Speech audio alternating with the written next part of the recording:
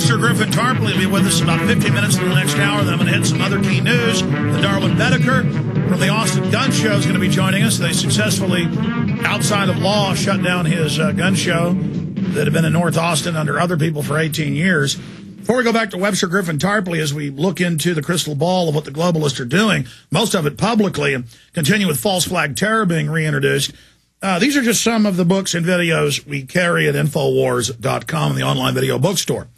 How Weed Won the West, exposing the phony drug war, the 9th and 10th Amendment fight that's waking up the left to getting states' rights back. This film is excellent. I consulted on it, and I'm in it. Exposes government drug dealing. We have this new book, Jesse Ventura, American Conspiracies. We can't ship these until the start of next month, but you can get it $5 discount on the book and then get a free film of your choice at Infowars.com with the book. A $19.95 book, $5 off with a $19.95 video free with the book. Loose Change Final Cut or Aaron Russo's Reflections and Warnings documentary I made about him and all the key info he discussed. So Jesse Ventura, that book available. We've got all 4 of Webster's books. I've got 3 of them here. Obama, the Postmodern Coup, excellent. Barack H. Obama, the Unauthorized Biography, his 9/11 Synthetic Terror, and Surviving the Cataclysm. You want to have a deep knowledge of this stuff. I've read all these books. They are powerful. All available at Infowars.com or by calling 888-253-3139. Okay, Webster, you got cut off by the break. So I'm going to reintroduce the questions. How will they launch the war with Iran? We've got some of their public planning on how they're going to hit Iran. Who will be involved in that, and what are the possible outcomes of it? Well, I think given the weakness of the U.S. and the general method of the people who are now in power, probably not starting with a direct U.S. attack on Iran, but through some proxy. And there, of course, Israel always comes into question. Whether the Israelis are simply going to let themselves be used for that, I do not know, but that's obviously the very grave danger. So you think the U.S. is the body and Israel's the tail? You don't think Israel's wagging the U.S.? No, I think that's a misconception. It's London and New York, and then they have client states, and Israel is one of them. But in this case, there's a constituency in Israel to do this kind of stuff. But I think there's also an opposition. Let's keep that one as probably the leading example, right? So then the U.S. could say, "Why? This is a breakaway ally. We didn't do this, but now don't you dare retaliate because that would destabilize." And they've said that's the policy. They've said, Israel, don't attack, but we won't stop you if you do, and we're going to support you. And if anybody raises a hand to even block your attacks, that will be called terrorism. Well, the thing that there's been, the Israelis in the past 2 years have been told no, no, no, no, no. And now I wonder if that is changing behind the scenes. That's a big obvious question. Otherwise, you have all of these Gulf of Tonkin false flag events of all different types. I mean, the entire panoply that we've discussed over the years comes into play. Let's talk about how you mobilize to stop this, though, because I think this is really essential. The first thing is this Christmas Patsy story, right? The Umar Farouk Abdul Muttalib. This has fallen apart faster and more than any other similar case in recent years, because we now have the testimony not of just anybody, but the Undersecretary of State, Patrick Kennedy, Undersecretary of State for Management, that means consular services and visas, saying we wanted to take his visa away, but there's this other federal agency that overrode it and said, no, we have a national security reason for you to keep the visa in his hands because we're following him. We want to know what federal agency. We want to know who, people, names, posts. Well, they said intelligence agency, so it's probably the CIA. Well, it could be law enforcement, too. CIA, obviously the leading candidate, but it could be DIA. It could be somebody inside the State Department itself. You don't know. Stay there. Back in 70 seconds with the final hour. Webster, we will continue. Here's the French news agency headline: Israel mulling a spring or summer war, Ahmadinejad.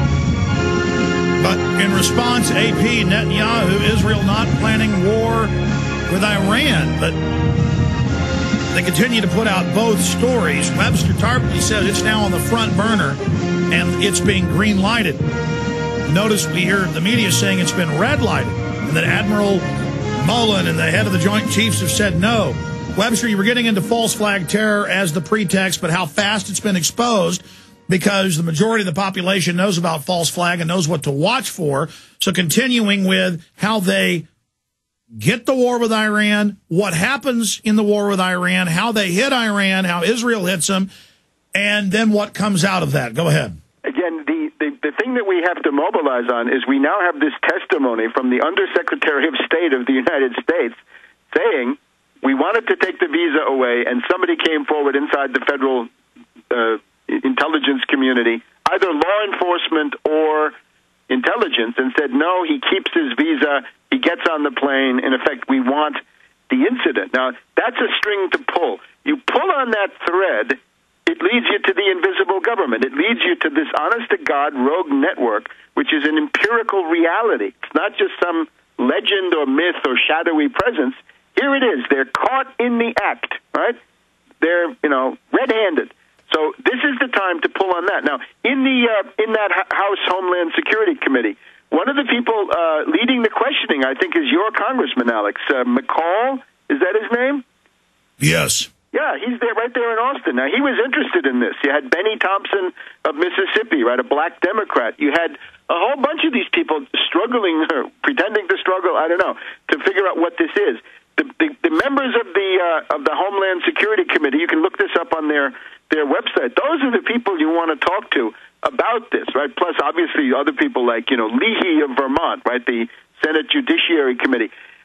This is a big story, and you can see how afraid the New York Times, the Washington Post, and the TV networks are, because they don't cover this. This is essentially a phantom story, which it's out on the internet and different websites, but none of the mainstream media have it, because they're really afraid of this, because this is authoritative, conclusive testimony that this whole thing was a fraud, that it was staged.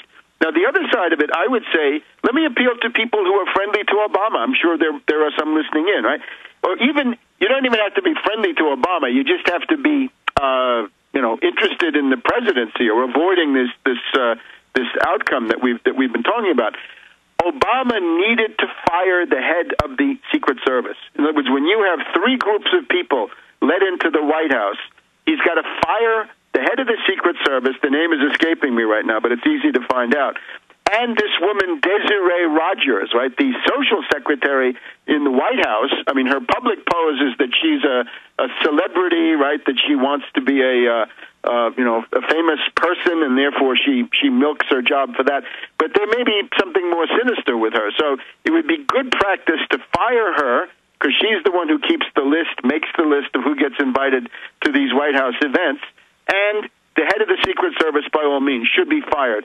Generally speaking, Obama needed to fire people on January 4th, January 5th. When he came out with that stuff that Richard Wolff put on MSNBC, that the White House was considering that this Christmas incident was a staged, intentional incident with the alternative agenda. The only answer to that is heads must roll. You've got to start firing people, whether or not you know if they're incompetent or if they're in the rogue network. But if you find people who are party to this kind of a lapse, you have to fire them. So Napolitano needed to be fired. Probably Panetta needed to be fired. Dennis Blair, the intelligence czar, certainly needed to be fired. Okay, Webster, final segment with you straight ahead. Separately, you have Jay Rockefeller saying Obama's not believable. You've got all these people throwing him under the bus. They've ridden this horse as far as they can, unless they stage some attack on him. And I, again, see them preparing this. You agree it's a serious danger. I just think we really need to get out ahead of this, because an attempted assassination will buoy him. We'll talk about it.